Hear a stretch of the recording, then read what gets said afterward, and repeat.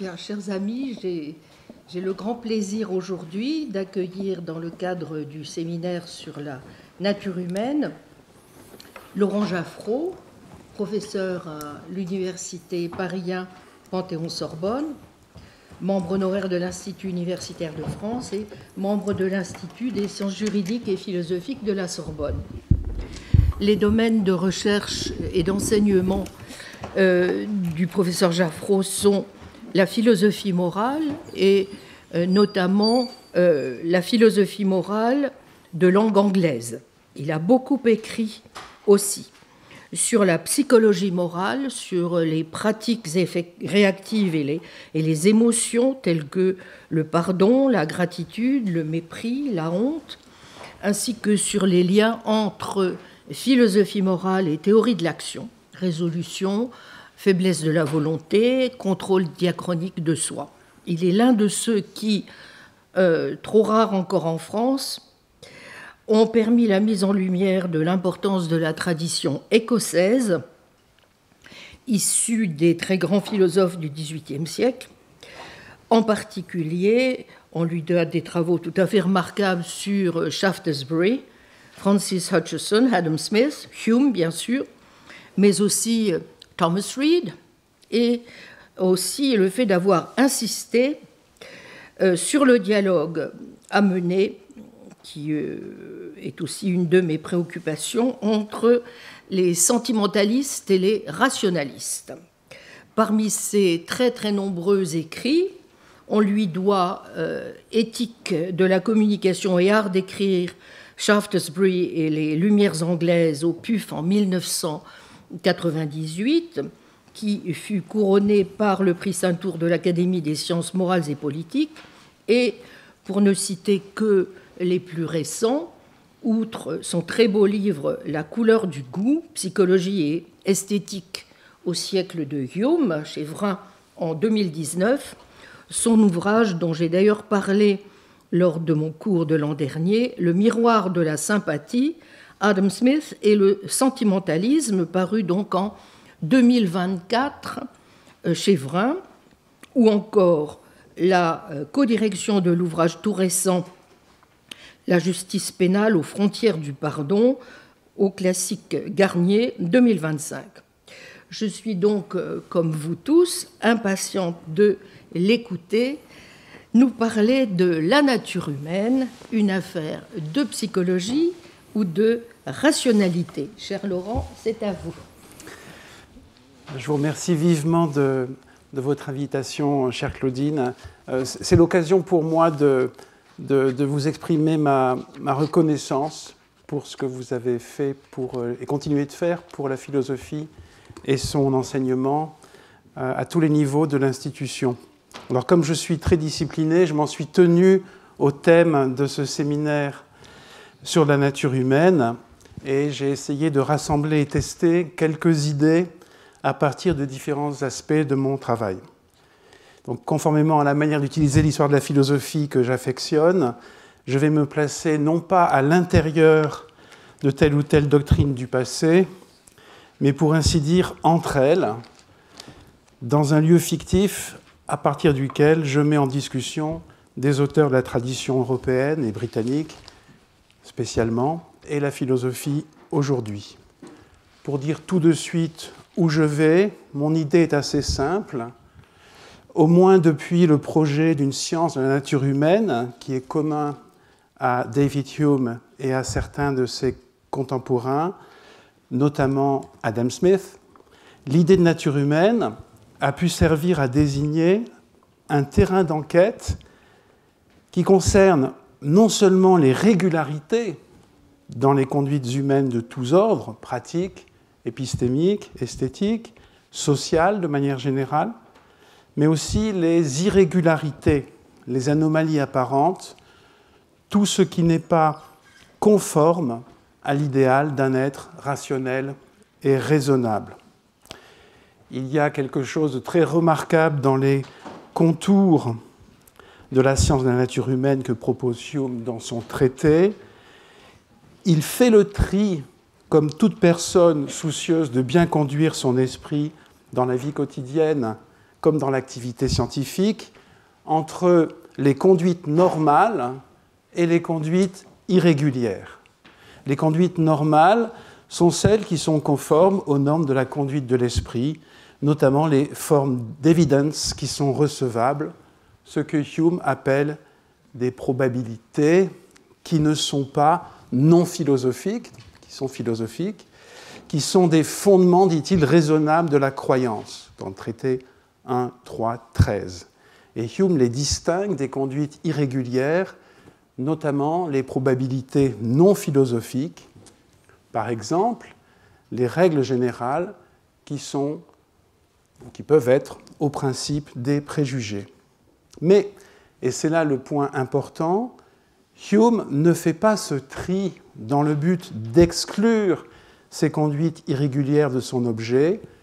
La science de la nature humaine n'est pas une épistémologie générale, une espèce de discipline normative, même si elle est cela sous un certain aspect ou en partie, et elle l'est sans doute plus visiblement d'ailleurs, cette épistémologie, dans les essais et enquêtes que Hume publie après le traité. La science de la nature humaine ressemble à une épistémologie, mais qui n'externaliserait, en tout cas ne délèguerait pas à une autre discipline, à une psychologie ou à une sociologie de la connaissance et de la croyance, le soin de rendre compte des phénomènes qu'on regroupe de manière commode sous le nom d'irrationalité. Un terme qui peut susciter des malentendus dont il sera question tout à l'heure. Le point est que ce sont les mêmes principes de la science de la nature humaine qui permettent d'expliquer la formation des croyances raisonnables comme celle des croyances déraisonnables. Mais on pourrait m'objecter que la science de la nature humaine, dans la formulation que lui donne Hume, est un mauvais point de départ pour une réflexion sur le concept de nature humaine. Pour la simple raison que tout lecteur du traité sait que l'usage que fait Hume de l'idée de la nature humaine n'est pas conforme à certains attendus qui sont attachés traditionnellement à cette notion. La nature humaine dont parle Hume n'est pas une nature spécifiquement humaine. Si l'être humain est bien un animal raisonnable, la manière humaine d'être un animal raisonnable n'a rien de fondamentalement différent de la manière dont certains animaux non humains peuvent avoir, selon Hume, des désirs, des croyances, des sentiments, des passions. La nature humaine n'a pas non plus de destination spéciale. Même si Hume ne saurait contester que la connaissance, l'amitié, la fréquentation des belles choses, le développement de certaines vertus intellectuelles, morales, esthétiques, sont de fait des biens importants pour les êtres humains, il n'y a pas de Dieu ou de nature qui aurait assigné à cet égard une tâche spéciale aux êtres humains aux yeux de Hume. Ils sont ainsi faits que ces choses sont généralement dans leur goût. En particulier, il n'y a pas de destination morale attachée à la nature humaine, alors même que, naturellement, les êtres humains sont des êtres sociaux et moraux. Et bien évidemment, pour Hume, l'idée de nature humaine n'implique pas l'existence d'une essence attachée à l'espèce humaine, et cela alors même que les êtres humains, aux yeux de Hume, se ressemblent énormément à travers le monde connu, sauf ceux qui ne nous ressemblent pas et dont il conclut qu'ils ne sont pas vraiment des êtres humains. Bref, l'usage par Hume du terme nature humaine est particulièrement déflationniste, au moins sous les aspects que je viens de signaler, et se tourner vers lui pour réintroduire la notion dans le débat philosophique ne paraît pas une bonne idée. Je crois cependant qu'il y a une chose qui reste conforme aux attendus liés au concept de nature humaine, et pour moi c'est le point essentiel, sans dramatiser, c'est-à-dire sans confondre la nature humaine avec une condition. Ce terme de condition a une saveur existentialiste ou théologique, encore moins avec une condition dénaturée. On peut pointer que, même dans son usage chez Hume, et sans doute plus manifestement encore chez les auteurs du même cercle ou qui le suivent, ou certains qui l'ont précédé, d'autres auteurs moins clairement anti-religieux comme Adam Smith, ou chez un Anglais dont je vais parler et qui a fait de la religion anglicane sa profession, Joseph Butler. L'idée de nature humaine, pour tous ces gens, est indissolublement celle des capacités, des pouvoirs et des incapacités des êtres humains. Incapacités de divers ordres, dont certaines sont relatives, rectifiables, dont d'autres sont évidemment plus difficiles à surmonter, voire impossibles à surmonter.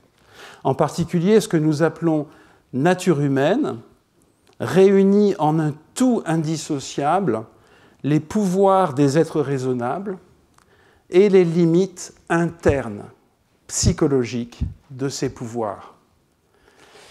Et de la même façon que la naturalité des pouvoirs n'empêche pas leur culture, au contraire, la naturalité des limites n'empêche pas leur régression ou leur progression.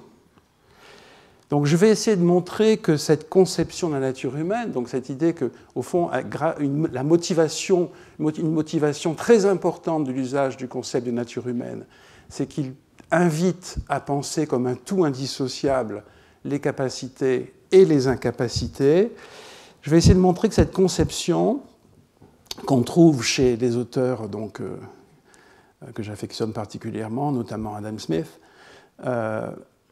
est toujours pertinente aujourd'hui, à l'heure où l'épistémologie fait l'effort de s'ouvrir à des interrogations sur des formes d'activité moins parfaites que la connaissance, voire apparemment défectueuses, ou à l'heure où la philosophie de l'action ou la philosophie des émotions, également, essaient de tenir ensemble, dans la compréhension de leurs objets, la présomption de rationalité, l'exigence de rationalité et des contingences psychologiques.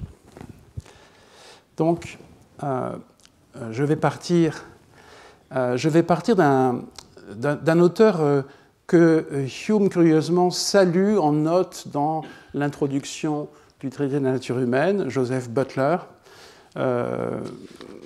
alors que, enfin, il le salue comme un de ceux qui ont mis sur un nouveau pied la science de la nature humaine parmi les modernes. Hume n'est, je pense, pas d'accord avec la conception qu'a Butler de la nature humaine, mais il en retient quand même quelque chose, c'est ce que je vais essayer de montrer, et il en va de même pour Adam Smith. Donc ça sera mon point de départ. Ensuite, pour clarifier la distinction entre les deux points de vue, le point de vue psychologique et le point de vue de la rationalité, nous aurons un petit interlude platonicien avec un passage du Protagoras. Et dans un deuxième temps de mon exposé, j'essaierai de montrer à partir de quelques exemples comment la motivation de l'usage du concept de nature humaine tel que je la présente persiste aujourd'hui en philosophie. Donc, cette conception de la nature humaine qui insiste sur le tout indissociable des capacités, des incapacités, des pouvoirs et de leurs limites peut être dite constitutionnelle. C'est un terme qu'on trouve chez tous ces auteurs. Ce n'est pas une conception nouvelle, on la trouve bien formulée chez Joseph Butler, qui va être mon point de départ. Donc, les sermons de Butler ont une influence très très considérable sur la philosophie britannique et plus généralement anglophone, la philosophie morale en particulier. Dans le domaine francophone, ça reste tout à fait discret. Alors, bon, donc ce sont des sermons. en réalité, Butler procède à des analyses philosophiques extrêmement fouillées. Et il y a un groupe de 3 sermons qui s'intitule Sur la nature humaine. Et donc le sermon 2 propose une analyse des divers sens dans lesquels on peut dire qu'une conduite est naturelle. Butler commente Romains 2,14, donc les païens agissant en vertu de la nature et non par la loi, parce que sans connaissance de la loi, ils peuvent néanmoins agir en conformité avec elle. Donc, Butler essaie de comprendre, d'éclairer ce que veut dire naturellement ici. Il dit que ça peut se comprendre de 3 façons. Ça peut renvoyer d'abord à un principe quelconque, une motivation qu'on trouve en soi, par exemple, telle passion, telle disposition affective. La deuxième manière de le comprendre, c'est une disposition ou passion la plus forte, celle qui influence le plus l'action ou qui l'emporte. Et enfin, une troisième manière, une faculté supérieure, ce qu'il appelle la réflexion ou la conscience. Alors, le terme réflexion est plus général que conscience. Conscience, il ne s'agit pas de consciousness, mais de conscience. C'est une notion morale. Et donc la réflexion, c'est un peu plus général, ça peut inclure l'amour de soi raisonnable et le sens, donc la prudence ou le sens de son intérêt à terme. Donc l'idée de Butler, c'est que ce qu'on appelle nature humaine, en réalité, est un système, c'est un tout complexe qui repose sur différents principes. Et donc, en fait, ces trois sens de la nature doivent être conservés. Le sens le plus important, c'est le troisième. C'est la tâche, c'est la destination de cette faculté supérieure que de veiller à l'équilibre entre ces diverses déterminations. Et donc, pour bien montrer alors qu'il n'y a que des différences de degré ou de force entre les deux premières compréhensions de la nature, pour la troisième, c'est tout à fait autre chose. Butler écrit ceci: l'homme peut agir selon le principe ou l'inclination qui se révèle être la plus forte à un moment donné, et pourtant agir en désaccord et en infraction avec sa vraie nature. Et il prend cet exemple, l'exemple de la rush action, par laquelle on préfère une gratification immédiate à une gratification différée, alors qu'on peut prévoir que la première entraîne sa propre ruine future. Donc on est parfaitement avisé des conséquences contraires à la prudence. Donc agir selon cette préférence pour le présent est naturel au deuxième sens, fait observer Butler, mais est contre nature au troisième sens. Donc cet exemple de la préférence pour le présent reviendra dans mon exposé. C'est l'exemple typique des limites constitutionnelles qui sont attachées à la nature humaine chez tous ces auteurs. Alors, Hume rejette complètement cette idée que la nature humaine soit un système hiérarchisé à la tête duquel se trouve cette faculté supérieure, ou que ces idées nous informent de manière fiable sur ce qu'est la nature humaine. Hume est absolument sceptique à ce sujet. Il va plus loin que le scepticisme, il nie que la conscience, qu'il existe quelque chose comme la conscience qui puisse avoir une telle autorité.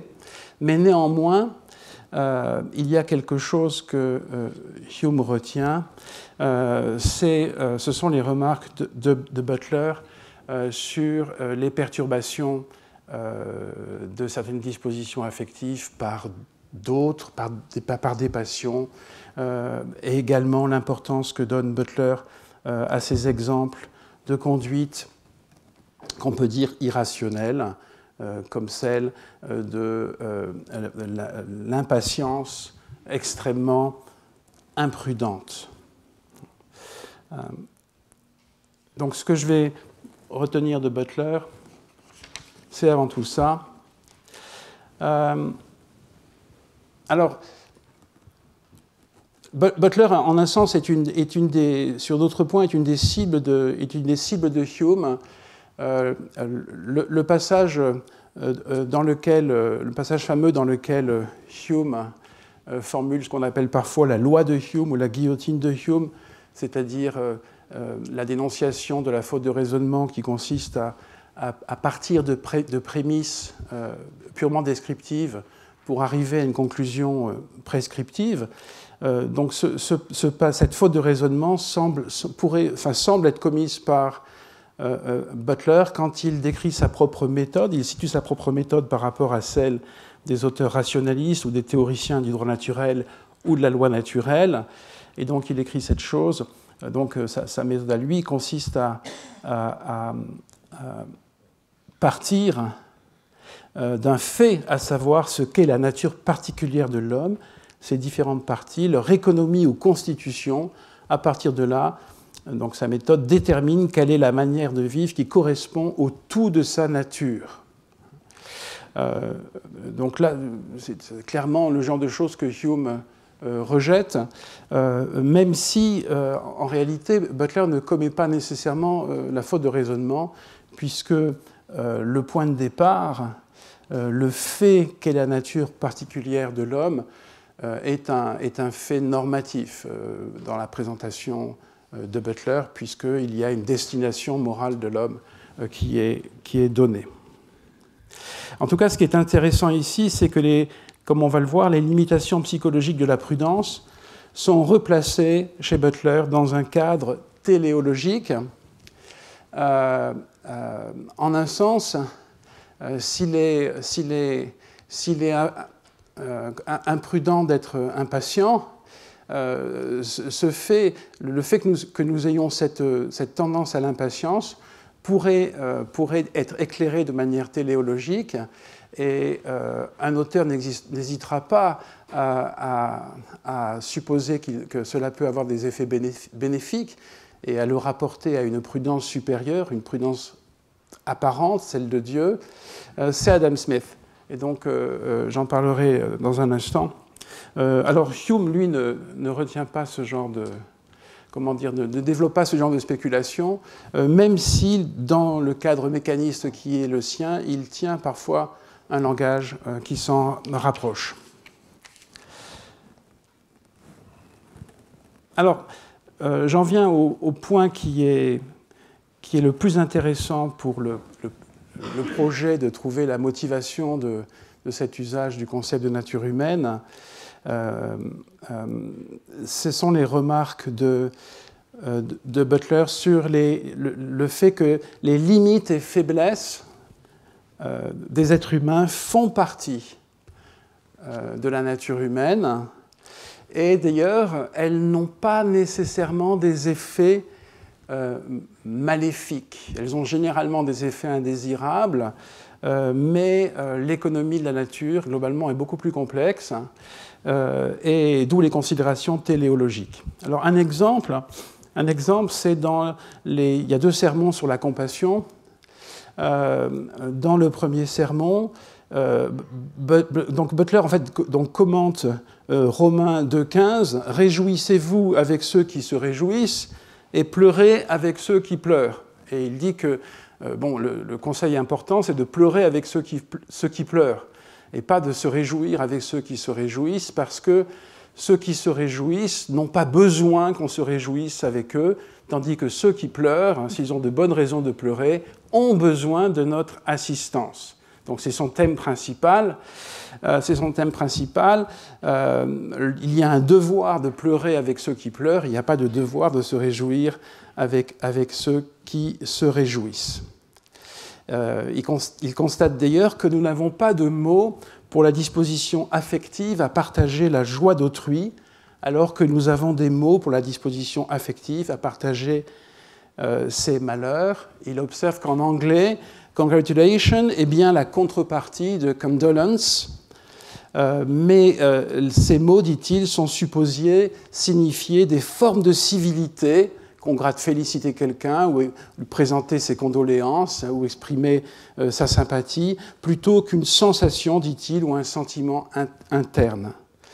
Et cela reflète une dissymétrie dans notre constitution affective dont je vais parler. Alors, donc, l'argument est le suivant. Du point de vue de la rationalité, donc c'est là qu'on voit qu'il y a une distinction entre le point de vue de la rationalité et celui de la psychologie, en fait, pour Butler. Du point de vue de la rationalité, eh bien, il y a une première raison de ne pas avoir de compassion, c'est que c'est imprudent. S'intéresser au sort d'un malheureux, c'est s'exposer à le partager, c'est imprudent. Et la deuxième raison, c'est que ce n'est pas la meilleure manière d'améliorer son sort.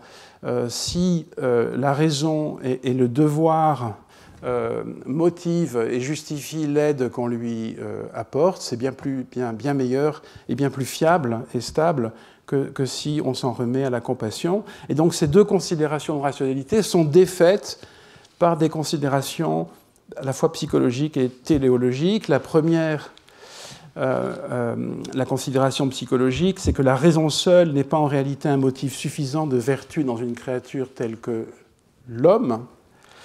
Et la seconde, c'est que les passions font partie de ce qu'il appelle notre condition de nature. Se débarrasser de ces passions serait une infraction contre la constitution qui nous a été donnée par Dieu. Donc la conclusion les remarques finales de Butler sur ce point, c'est que c'est quand c'est la dissymétrie dans notre constitution affective, la compassion s'accompagne de la tendance à venir en aide à autrui dans la détresse. Il s'agit d'une situation dans laquelle on a besoin d'aide, ce qui n'est pas le cas de la situation de bonheur. Et donc, c'est très heureux globalement, c'est ça la considération téléologique. Cette dissymétrie ne peut pas s'expliquer en termes de rationalité, mais elle peut être pensée, donc la dissymétrie entre compassion et puis le partage de la joie d'autrui ou de son bonheur, elle peut être pensée seulement en termes téléologiques. Alors,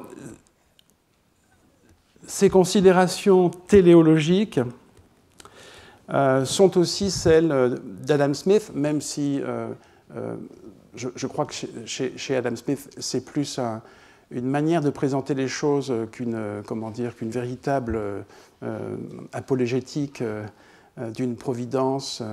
Il ne s'agit pas d'une religion naturelle, mais je laisse ça de côté. Ce qui m'intéresse, c'est la manière dont Adam Smith développe ce thème. Le type d'approche qu'on vient de voir avec Butler fait merveille dans la théorie des sentiments moraux. L'irrationalité, les diverses formes d'irrationalité pour Smith ne sont pas rares, mais cette irrationalité est limitée, elle est intégrée à une nature humaine qui est caractérisée d'abord par des capacités d'évaluation qui sont globalement fiables. Donc chez ces auteurs, l'irrationalité est aussi limitée que la rationalité. En quelque sorte, elles se limitent mutuellement. Bon, donc je vais simplement rappeler une liste de phénomènes dont parle beaucoup Smith, qu'on pourrait appeler, en utilisant les mots de Smith, irrégularité et influence. D'abord, la préférence pour le proche, dont il a déjà été question tout à l'heure avec Butler. Le phénomène de perturbation des plaisirs et des peines par des passions. L'exemple typique, c'est celui de la manière dont notre admiration pour les riches, qui repose sur la sympathie pour la joie, qui est plus agréable que la sympathie pour la peine, est perturbée, cette admiration, par l'effet de l'envie. Il y a d'autres exemples de ce type-là. Une autre forme d'irrationalité tient à la motivation importante pour Smith qu'il appelle l'amour du système. Donc c'est aussi ce qu'il appelle le goût pour la beauté ou l'apparence d'utilité, ou la beauté de l'apparence d'utilité. Il ne s'agit pas du tout du goût pour l'utilité au sens de l'instrumentalité. Non, simplement, il s'agit du goût pour les organisations, pour ce qui est apparemment très concerté, donc les systèmes, les machines, et c'est ce qui conduit les philosophes à s'adonner, à abuser de la systématicité. Donc c'est responsable de l'esprit de système. Smith prend l'exemple des théories contractualistes en politique, donc il estime que sont complètement en décalage avec la réalité, mais qu'elles reposent sur une systématisation à outrance. Donc c'est ce qui motive l'activité scientifique, mais aussi ses dérives. Une forme très importante, c'est l'influence de la fortune également. Donc ça repose sur l'idée générale. Donc l'idée générale de Smith à ce propos est que la considération du résultat ne devrait pas rationnellement affecter l'évaluation de la valeur de l'agent, car le résultat ne dépend pas assez de l'agent pour cela. Donc si on veut évaluer les dispositions d'un agent, dans la mesure où les résultats de ces actions motivées par ce type de disposition ne dépendent pas suffisamment de l'agent, sont exposés à la fortune, eh bien il n'est pas rationnel d'évaluer les dispositions à partir des résultats. Mais précisément, ce qui se passe dans les faits, c'est que nos évaluations sont influencées par les considérations de fortune. Par exemple, l'intention criminelle inaboutie n'est pas punie, ou n'est pas punie aussi sévèrement que l'intention réalisée, alors qu'elle devrait l'être au regard des normes du crime et de la peine. Donc, c'est ce que Smith appelle l'irrégularité de sentiments. Et donc, ces phénomènes qui sont des perturbations de la conduite normale, non seulement font partie, sont attribués par Smith à notre constitution, à la nature humaine telle qu'elle est, aussi bien que nos capacités que nous dirions rationnelles. Smith rend vaguement compte de cette union dans la nature humaine entre ces deux aspects, l'aspect psychologique et l'aspect de rationalité, par des considérations téléologiques qui renvoient non pas à la justice de Dieu, mais plutôt à sa sagesse, aux soins qu'il a pour l'intérêt de l'espèce humaine à long terme. Ainsi, on peut lire « Nous pouvons admirer la sagesse et la bonté de Dieu, même dans la faiblesse et la folie des hommes. » Et d'ailleurs, ces considérations sont même appliquées par Smith à la préférence pour le proche. La préférence pour le proche présente des inconvénients bien connus, et même, comme le dit Hume dans un texte que je citerai tout à l'heure, elle entraîne des erreurs fatales. Et cependant, Smith dit qu'elle peut être vue aussi comme une sage disposition de la nature dans certains cas. La préférence pour le proche peut être salutaire dans certains cas. L'exemple que donne Smith est le suivant. Eh bien, il est heureux que nous n'ayons pas de soucis ou très peu de préoccupations pour des malheurs éloignés, par exemple pour les malheurs d'étrangers, de personnes très lointaines. Si ce n'était pas le cas, notre préservation serait sans doute plus difficile. Donc cette préférence pour le proche, c'est un cas d'irrationalité qui a fait surface dans la littérature philosophique dès Platon. Et ça va être l'objet de mon interlude. Donc simplement pour le plaisir de relire quelques lignes du Protagoras. Donc le point de départ du passage en question, en 352 AC, n'est pas une discussion sur la nature humaine, mais c'est en gros la question, le savoir épistémé est-il assujetti au plaisir et aux peines et aux passions, ou au contraire, peut-il et doit-il être le maître des plaisirs et des peines et des passions? Et cette question peut recevoir une réponse de fait ou une réponse de droit. Je veux dire, le savoir, la question le savoir est-il assujetti aux plaisirs et aux peines et aux passions? On peut y répondre par des considérations de fait ou des considérations de droit. Nous pourrions précisément invoquer la nature humaine pour donner aussi bien la réponse de fait que la réponse de droit. Et d'ailleurs, c'est dans l'usage courant de l'expression, enfin de l'idée de nature humaine, très souvent, ça sert aussi bien à indiquer ce qui est normal, naturel en un sens normatif, que ce qui est normal en un sens statistique ou factuel. Mais Socrate ne parle pas de la nature humaine, Socrate et Protagoras ne parlent pas de la nature humaine dans leur discussion, et c'est ce qui est intéressant. Donc voici le passage. Si quelqu'un déclare, donc c'est Socrate qui parle, mais Socrate, il y a une grande différence entre ce qui est agréable sur le moment et ce qui est agréable ou pénible par la suite. Je dirais, moi, en quoi y aura-t-il différence sinon en plaisir et en peine? Car il n'y en a pas d'autre. Comme un homme qui sait peser, rassemble donc ce qui est agréable et rassemble ce qui est pénible, met dans la balance les effets immédiats, les effets à long terme, et dis-moi quel côté l'emporte, etc. C'est-à-dire que, donc, devant le fait de la préférence pour le présent, ou pour le proche, Socrate répond que ce fait n'a pas à être pris en compte et n'empêche pas un calcul correct des plaisirs et des peines.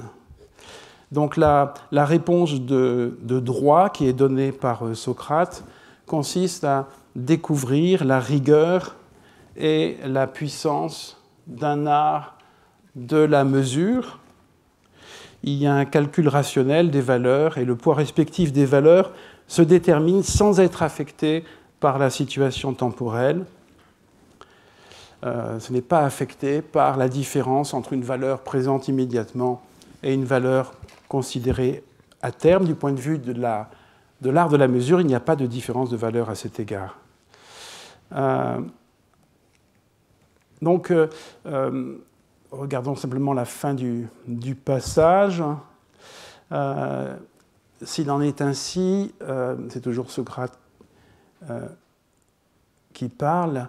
Répondez-moi, dirais-je, les mêmes grandeurs vous paraissent à la vue plus grandes de près et plus petites de loin ou non? Ils diront que oui. Même chose pour les épaisseurs et les quantités, et même des sons équivalents paraissent plus forts de près et moins forts de loin, ils en conviendraient. Si donc nous considérions que l'activité réussie consistait à choisir dans nos actions les grandes dimensions et d'éviter dans nos actions les petites dimensions, qu'est-ce qui manifestement assurerait la sauvegarde de notre vie? Est-ce l'art de la mesure ou la puissance de l'apparence?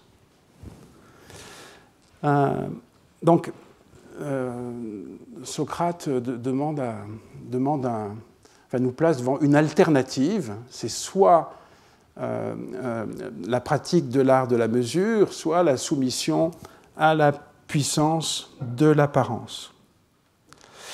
Donc, le fait psychologique de la préférence pour le proche et spécialement pour le présent fera la fortune, donc qui est mentionné, dont il est question ici explicitement, c'est ce qui fera la fortune de Hume et d'Adam Smith et d'autres auteurs, et au XXe siècle de Herbert Simon, et sans parler de tous les protagonistes de l'économie comportementale. Socrate, lui, suggère qu'il y a un choix à faire, céder aux apparences ou bien pratiquer l'art de la mesure. C'est en l'absence de pratique de l'art de la mesure, en l'absence de savoir, donc en ce sens sous l'effet d'une ignorance, que nous estimons mal les plaisirs et les peines, les biens et les maux. Il ne semble pas que Socrate ait considéré que les limites psychologiques de nos capacités d'évaluation et comment dire, que ces limites psychologiques d'une part, et d'autre part, nos capacités rationnelles elles-mêmes constituaient un tout indissociable, ni dans la pratique, ni dans la théorie. En fait, il y a une alternative et il n'est pas question d'une indissociabilité ou d'une articulation, d'une unité entre nos capacités rationnelles et puis ces limites psychologiques. Bien au contraire, la perspective du savoir, de l'art de la mesure, est celle d'une libération de ces limites. Donc la puissance de l'apparence et l'art de la mesure sont complètement hétérogènes. Socrate adopte ce que Herbert Simon appellera évidemment le modèle olympien de la rationalité. Bref, le Protagoras distingue très nettement le point de vue de la rationalité et le point de vue psychologique, mais sans présenter leur unité ou leur articulation, précisément, je crois, parce qu'il ne les rapporte pas à une nature humaine, à une constitution humaine qui offrirait ce double visage. Donc je pense que c'est très, très cohérent avec l'absence de propos sur la nature humaine. Alors bien sûr, vous pourriez m'objecter que ma rubrique, là, avant la nature humaine, le Protagoras, est un effet de manche parce que dans le même dialogue, il est question, dans la bouche de Protagoras, du mythe de Prométhée et d'Épiméthée, et que ce mythe peut fournir un cadre pour penser une nature humaine par des défauts de qualité naturelle et des suppléments techniques, des remèdes volés par Prométhée aux dieux ou donnés par les dieux. Et donc, il y aurait sans doute à creuser de ce côté, mais comme je vais faire comme Socrate, Socrate laisse cela de côté précisément. C'est le mythe de Protagoras, ce n'est pas le mythe de Socrate. Quoi qu'il en soit, Hume, Adam Smith et les autres rapportent tout cela ensemble à la nature humaine. Donc, dans la deuxième partie de mon exposé, je vais essayer de donner quelques exemples de cette intrication des capacités rationnelles et des limites psychologiques dans cette constitution qu'est la nature humaine, dans différents secteurs de la philosophie aujourd'hui.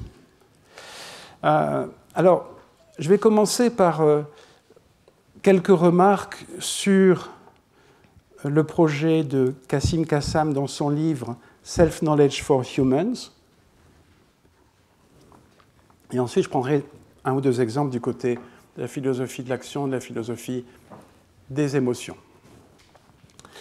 Donc, selon Kassam, l'épistémologie doit tenir compte de, et même pleinement intégrer, les limitations cognitives et ce qu'il appelle les faiblesses humaines. Et d'ailleurs, ces limitations cognitives et ces faiblesses font partie de ce qui est l'objet d'une véritable connaissance de soi.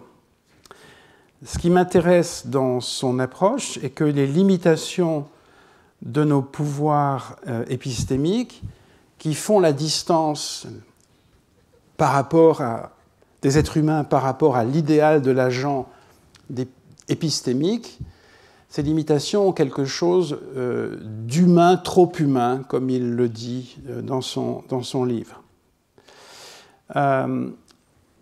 Pour autant, Kassam rejette le pathos ou la dramatisation de l'irrationalité. Et sur ce point, il reste comment dire, il est plus explicite encore que son modèle du côté de l'économie comportementale, qui est Daniel Kahneman, qu'il cite souvent, puisque Kassam essaie de faire une épistémologie pour les humains tels qu'ils sont, et pas pour l'homo philosophicus, de la même façon que Daniel Kahneman a proposé une économie pour les humains tels qu'ils sont, et non pas pour ces êtres qu'il appelle les econs. Donc ces auteurs se méfient du discours sur l'irrationalité. Je vais tout de suite d'ailleurs citer le propos de Kahneman sur ce point. Kahneman écrit ceci: « Irrationnel est un mot fort qui connote l'impulsivité, l'émotivité et la résistance opiniâtre aux arguments raisonnables. Nos recherches ont seulement montré que le modèle de l'agent rationnel est mal adapté à l'homme. » C'est le modèle de l'agent rationnel est globalement correct, mais il s'applique mal aux êtres humains. Kahneman, donc, dans Thinking Fast and Slow,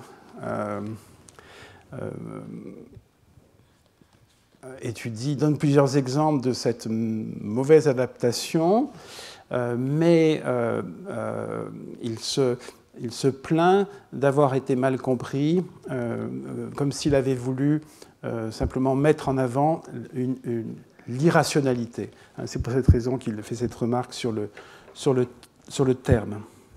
En fait, c'est une erreur semblable que celle de caractériser la nature humaine comme plutôt irrationnelle, semblable à celle qui penserait la nature humaine à partir d'un idéal de l'agent épistémique.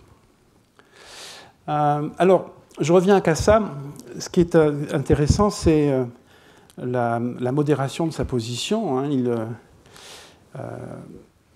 Il rejette aussi bien d'un côté le pathos de l'irrationnel que de l'autre ce qu'il appelle le rationalisme psychologique et le rationalisme normatif.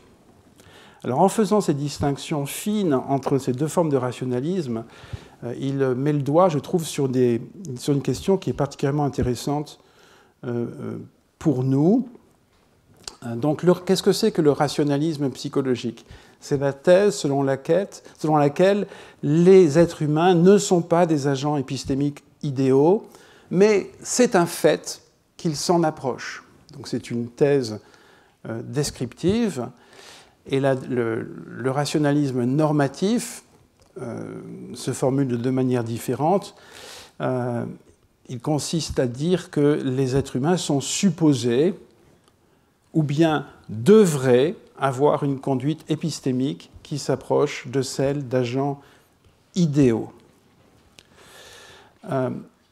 Le devoir, donc selon qu'on adopte la première formulation ou la deuxième, les difficultés ne sont pas les mêmes, mais le devoir dans la deuxième formulation, ce n'est pas un devoir moral, comme le remarque Kassam, c'est un devoir téléologique, à savoir qu'il s'agit de la nature, d'accomplir une nature. Kassam rejette ces deux formules, il rejette aussi bien le rationalisme psychologique. Il pense que c'est une erreur de penser qu'il soit dans la nature des êtres humains de s'approcher de cet idéal. Et pour le rationalisme psychologique, comme c'est une thèse empirique, il dit qu'elle s'expose à la réfutation.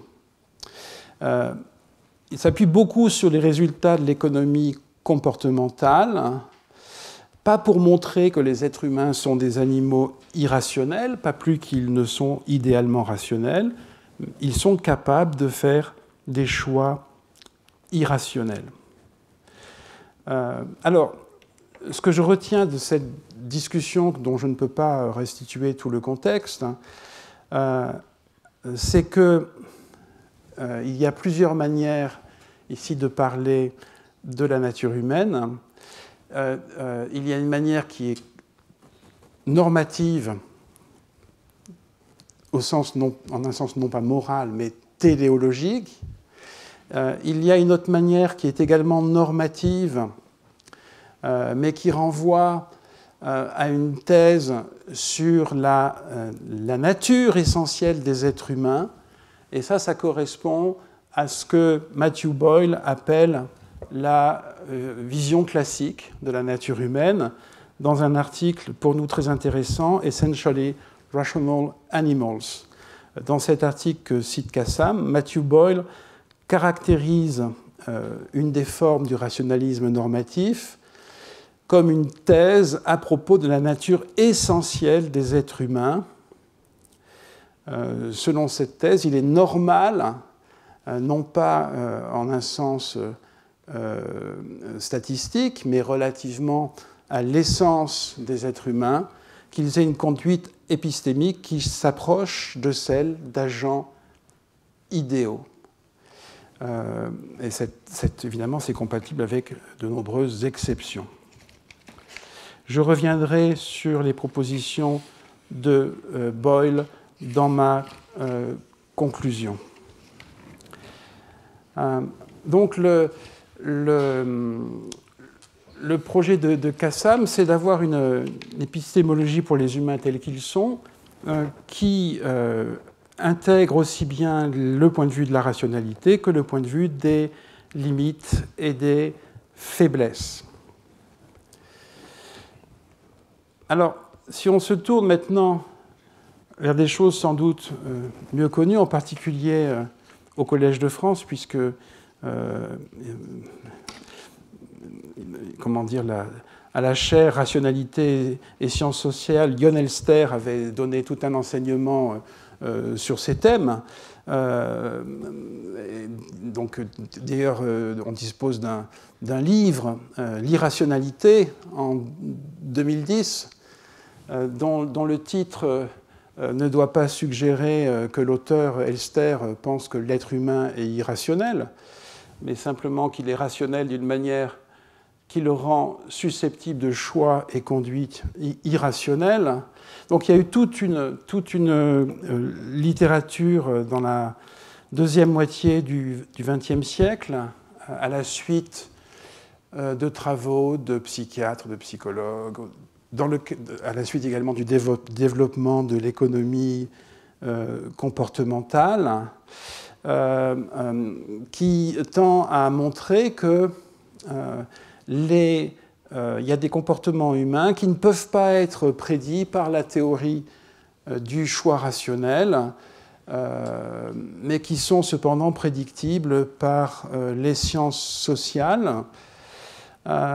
Et donc, la théorie du choix rationnel, à elle seule, ne suffit pas à rendre compte de l'ensemble de ces comportements.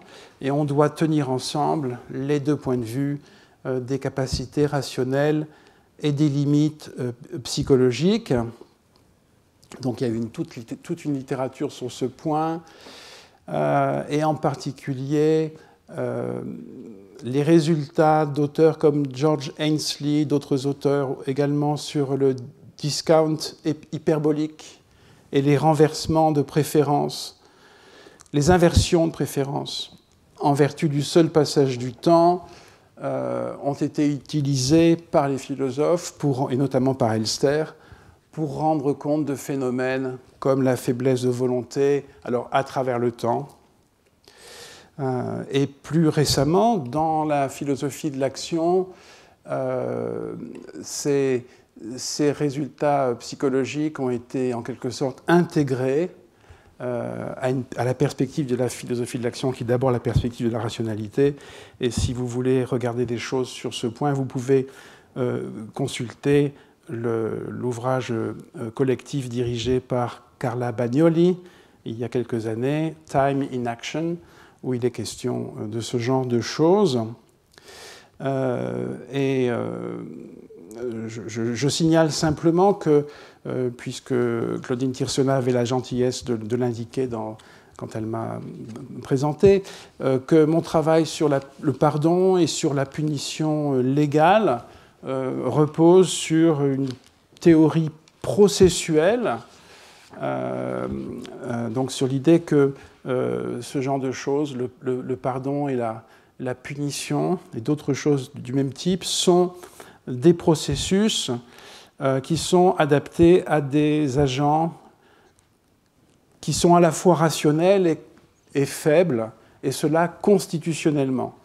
Donc je pense que c'est le genre de considération qui peut avoir aussi des suites du côté d'une philosophie, d'une sorte de phénoménologie morale, mais aussi d'une philosophie normative et spécialement morale. Alors, comme il me reste peu de temps, je vais peut-être dire quand même quelques mots d'un exemple emprunté à la théorie des émotions. Alors, la théorie des émotions des philosophes actuellement s'informe beaucoup des travaux des psychologues. Mais globalement, elle reste extrêmement soucieuse d'appliquer aux émotions, au fond, le même type les types de questions dont on est familier dans l'épistémologie et la philosophie de l'esprit. Donc, souvent, les psychologues considèrent que la théorie des émotions des philosophes est très normative et peut-être intellectualiste. On entend ce mot qui repose sans doute sur des malentendus.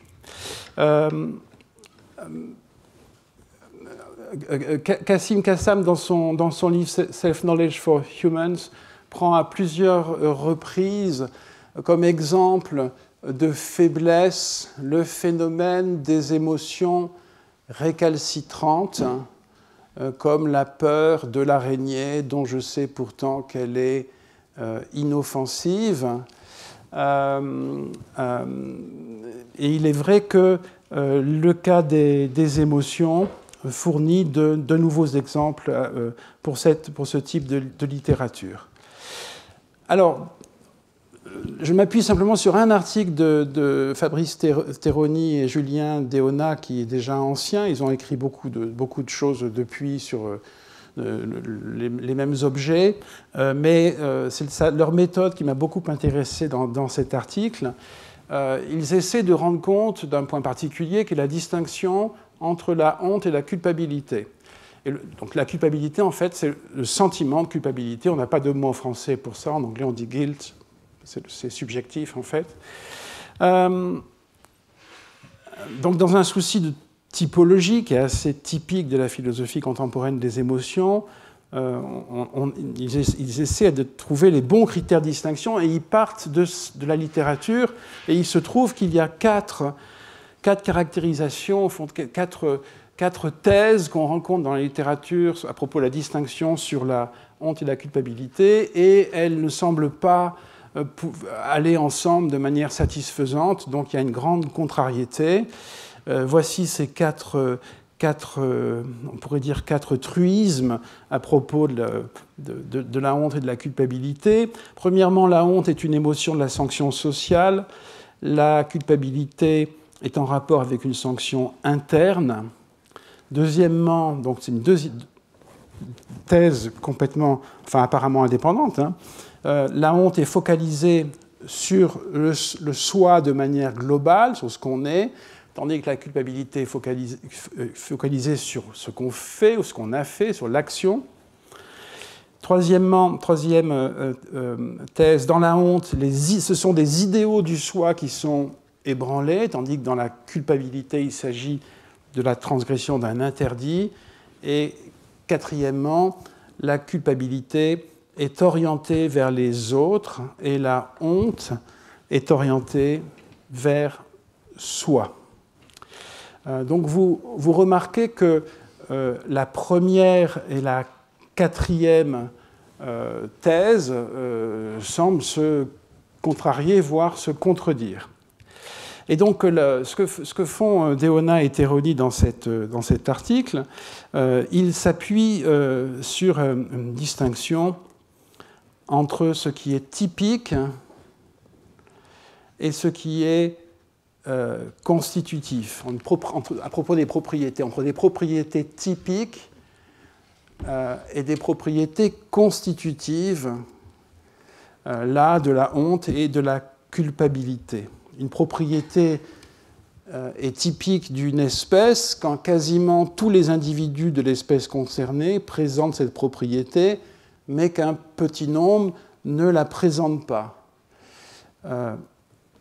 Et donc cette propriété ainsi typique n'est pas constitutive parce que si elle l'était, tous les individus présenteraient cette propriété. Donc il semble que cette distinction, que le constitutif soit en quelque sorte l'essentiel, en tout cas ça renvoie à l'essence de l'espèce.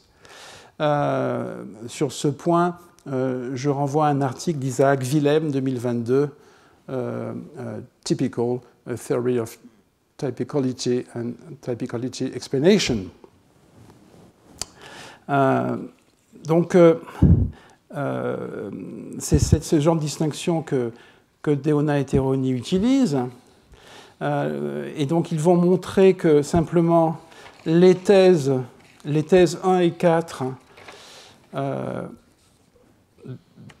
rendent compte de propriétés typiques des émotions de honte et de culpabilité, et que les thèses 2 et 3, elles, rendent compte de propriétés constitutives. Et il n'y a pas de contradiction entre la thèse 1 et la thèse... Ou le critère 1, ce sont des critères, en fait. Le critère 1 et le critère 4, oui, j'aurais dû dire des choses peut-être plus simplement. Il s'agit de 4 critères de distinction entre honte et culpabilité. Le premier critère concerne les contextes de formation de la honte et de la culpabilité, et le 4e critère concerne la motivation ou les tendances à l'action de la honte et de la culpabilité respectivement. Donc ça ne concerne pas les mêmes choses, c'est pour cette raison qu'ils ne se contredisent pas. Donc pour Deona et Teroni, ce qui est important, c'est le 2e et 3e critères qui, disent-ils, se renforcent l'un l'autre. Ils semblent liés l'un à l'autre. Et donc, une leçon aussi de leur analyse, qu'on retrouve dans leur livre In Defense of Shame, c'est que, bien sûr, la honte est typiquement sociale, mais elle ne l'est pas de manière constitutive. Et c'est pour cette raison, d'ailleurs, que la honte n'est pas une émotion, n'est pas nécessairement une émotion de l'hétéronomie ou de la soumission. Donc pour eux, ce sont des considérations très importantes. Alors, en fait, l'idée que certaines propriétés sont simplement typiques dépend du regard de la psychologie, en fait. Le regard de la psychologie, c'est précisément la recherche de ces propriétés typiques. Les philosophes s'intéressent davantage aux propriétés constitutives, et c'est le regard de la rationalité, puisque le critère numéro 3 porte sur les objets formels des émotions de honte et de culpabilité, c'est-à-dire sur les valeurs qui doivent être présentes ou qui doivent manquer, puisque là c'est plutôt négatif, pour que ces émotions de honte et de culpabilité soient correctes. Mais dans cette approche, donc vous voyez, on a vraiment les deux approches, hein, les deux regards. Même la philosophie ne peut pas se passer d'une description des propriétés typiques. Et j'en veux pour preuve le traitement de contre-exemples comme le cas classique qui est repris dans l'article et qu'on ne manque pas de rencontrer dans tout article sur ces sujets, en fait, qui est la culpabilité des survivants. Comment se fait-il qu'il y ait un sentiment de culpabilité chez des gens qui, en tant que survivants, ne sont pas coupables, mais au contraire, d'ailleurs, innocents et même de manière victime. Et donc, pour expliquer le phénomène de culpabilité des survivants, Deona et Teroni se demandent comment ce sentiment se forme, c'est-à-dire passe à des considérations, cette fois psychologiques. Donc ça me semble typique de l'état actuel de la philosophie des émotions, qui a, comme l'épistémologie selon Kassam, besoin de conjuguer le regard de la rationalité et le regard des limites et des faiblesses relatives. Donc j'étais parti de Hume avec cette philosophie des émotions. On est beaucoup plus proche de Brentano que de Hume, et en tout cas on est très éloigné de l'associationnisme que Hume appliquait aux émotions. Et cependant, il y a quelque chose qui reste quand même humien, c'est précisément cette façon de combiner l'approche normative et l'approche psychologique, il me semble. J'en viens à ma conclusion, je crois qu'il est temps. Donc, à quoi bon défendre une conception constitutionnelle de la nature humaine?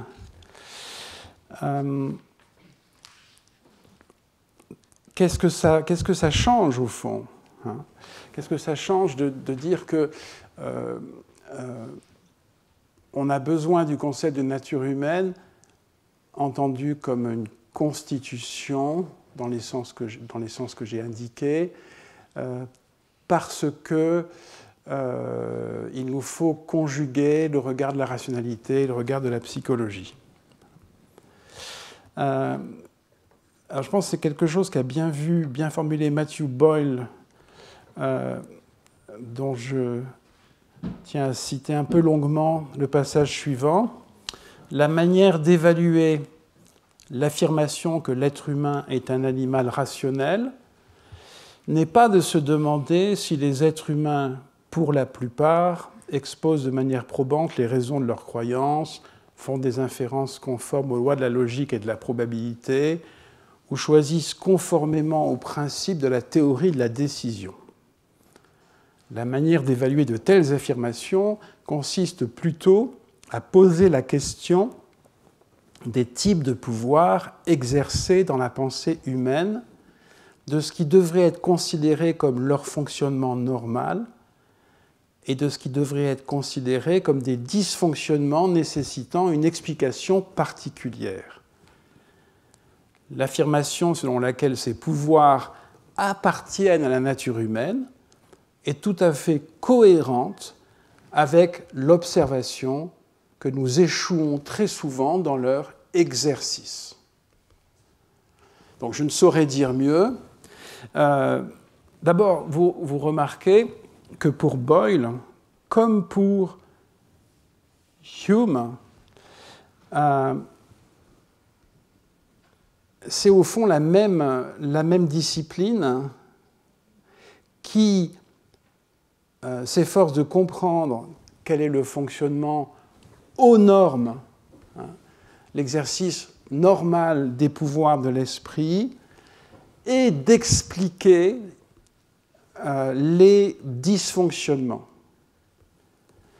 les irrégularités et les régularités ne renvoient pas, elles doivent être examinées. L'examen des régularités ne peut pas se dispenser d'une explication sur la formation des irrégularités. Et deuxièmement, la caractérisation de la nature humaine comme une dotation en pouvoir n'est pas incompatible, mais, dit-il, tout à fait cohérente avec l'observation que nous échouons très souvent dans leur exercice. Et donc, un des avantages de cette vue intégrative, de cette constitution faite à la fois de capacités et d'incapacités relatives, c'est qu'elle signale l'importance de notre responsabilité à l'égard de l'exercice de ces pouvoirs. Donc qu'est-ce que cela change? Cela change peut-être seulement notre vue sur la question. Il faut peut-être cesser de se demander, comme on le fait depuis au moins les moralistes de l'âge classique, si on doit avoir une vue optimiste ou une vue pessimiste de la nature humaine. Jadis, les pessimistes voyaient l'amour-propre partout et les optimistes, la bienveillance partout. Aujourd'hui, les pessimistes voient l'irrationalité partout et les optimistes, la rationalité partout. L'idée de nature constitutionnelle, de nature humaine comme constitution, peut servir de guide pour comprendre que la rationalité s'exerce dans des contextes sur lesquels pèsent des contraintes et donc sur lesquels, enfin, des contextes qui sont affectés par des limites, c'est des limites qui sont aussi bien internes qu'externes. Ces contraintes et ces limites ne sont pas nécessairement connues des agents concernés, alors même que dans de nombreux cas, elles pourraient et devraient même faire partie des paramètres de l'élaboration de leur ligne de conduite, ce qui suppose une meilleure connaissance de soi, une connaissance de sa nature, c'est-à-dire de ses incapacités aussi bien que de ses capacités. Ces contraintes et ces limites sont susceptibles de diminution ou d'aggravation, de déplacement ou de renforcement, tout comme les pouvoirs sont susceptibles de culture.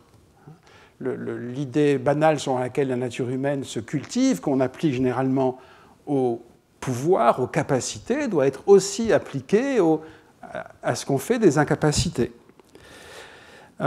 Une forme de responsabilité à l'égard de cette culture, à l'égard de ce que nous faisons de la nature humaine elle-même, devient manifeste dès qu'on envisage la chose sous cet angle. Alors bien sûr, il reste beaucoup de questions dans l'obscurité. J'ai parlé de tout indissociable, d'unité constitutionnelle entre rationalité et connaissance des limites, enfin, et rationalité et limites et faiblesse de l'autre côté, la nécessité d'une connaissance de ces limites.